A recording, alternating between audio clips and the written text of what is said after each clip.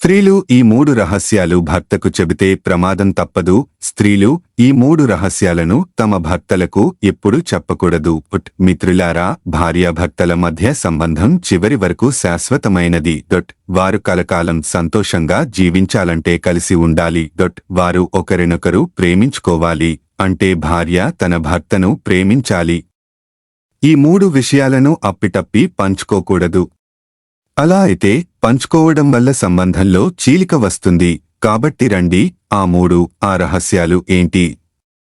ఆ 3 రహస్యాలు చెబితే మగవారికి సమస్య వస్తుంది. ఏమి జరిగినా భార్యాభర్తల సంబంధం ఎలా సంతోషంగా ఉంటుంది? భార్య ఎలాంటి చర్యలు తీసుకోవాలి?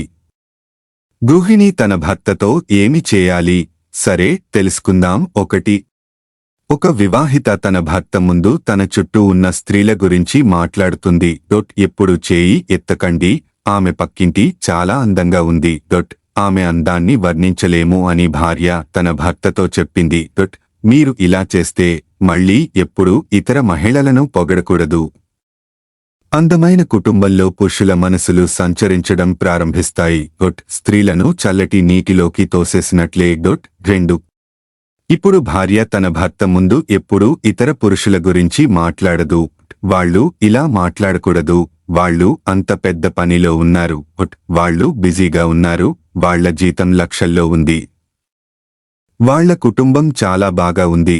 చూడండి, స్త్రీలు తమ భర్తలతో ఇతర పురుషుల గురించి మాట్లాడుకుంటారు.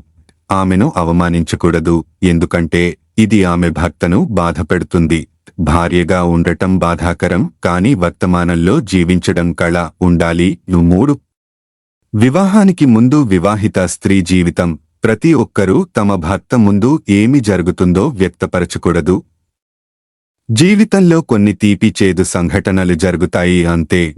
ఆమె తన భర్తకు అన్ని సంఘటనలను వెల్లడించకూడదు. తద్వారా అతను 2 విధాలుగా ఆలోచిస్తాడు. సానుకూలంగా మరియు ప్రతికూలంగా ఆలోచించే అవకాశం కూడా ఉంది. కాబట్టి ఒక భార్య తన వివాహానికి ముందు జరిగిన విషయాల గురించి ఎప్పుడూ ఆలోచించదు.